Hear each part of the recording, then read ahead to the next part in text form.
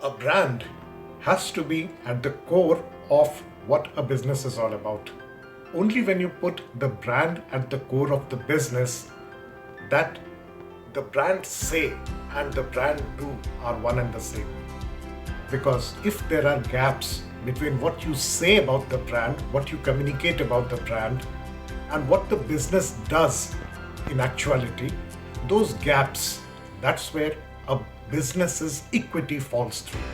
I'm very excited about the Isha Brand Insight workshop and really looking forward to be a part of it. Because one of the big differences I see between Isha Brand Insight and other similar workshops is that this is a learning by doing kind of workshop. It's not theoretical learning. It's a workshop where you come and you actually work on life problems.